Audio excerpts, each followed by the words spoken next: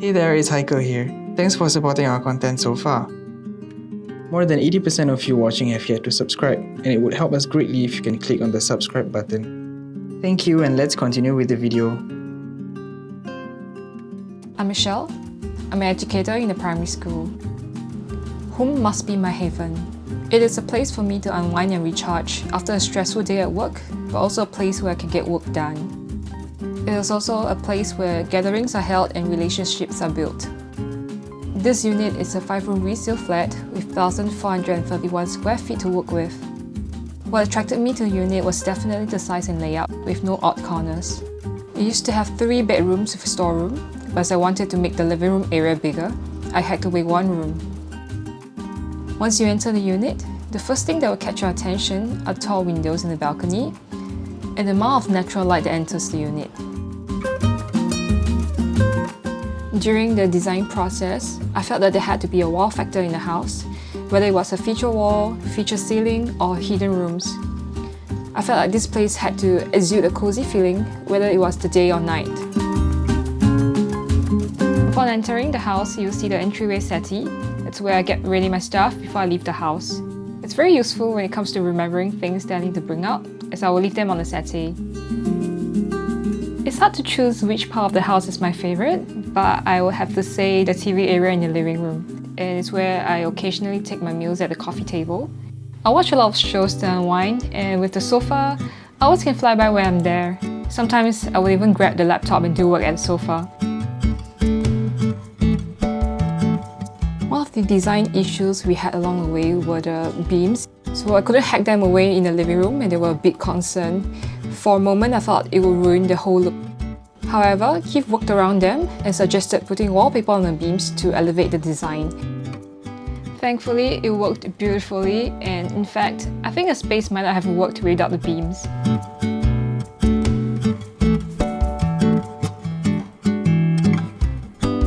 For the work area, I currently have my work desk, but I'm looking into setting up a cozy corner for reading, whether it's to bring an armchair or a beanbag with a standing lamp.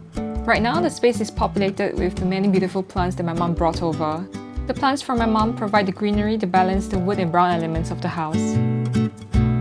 I wanted the living room area to be big, such that when gatherings are held, it wouldn't feel claustrophobic. The first thing that catches a lot of eye is actually the fluted panel wall from the pantry to the kitchen area.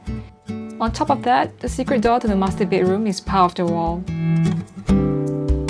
From the curved wall to the fluted panels, I wanted a non-distracting, non-disruptive, open concept area, and that's why the bedroom doors are sort of hidden away. It also helps to have a continuous LED cove light across the wall, as it helps to make the big space more cozy and more warm. When it comes to nighttime, I will only switch on the cove lighting of the fluted panel wall, and it's just perfect. I can't think of any disadvantages, except that I have to answer queries from visitors when they thought I have no bedrooms at all. I have absolutely no regrets for the wine chiller built into the island. It's very useful for gatherings, as drinks could be easily retrieved from the wine chiller. I'm looking at putting a coffee machine on the island eventually, so to complete the whole pantry area. I didn't put much thought into the master bedroom, as I usually spend more time in the living room. But after putting the simple LED lighting around the bed frame, it has transformed from a simple place to another cozy area to unwind.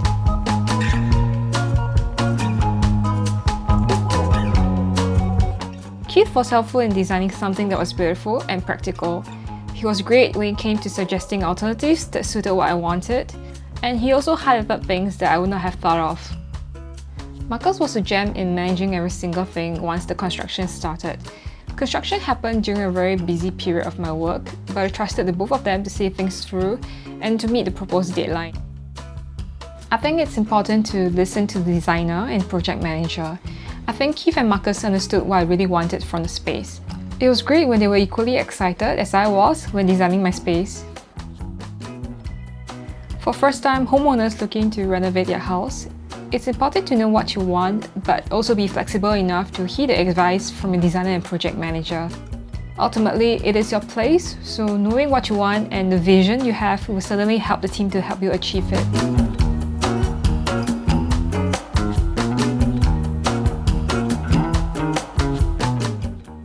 Thank you for watching the video, and I hope you guys enjoyed the little house tour that I have. Bye!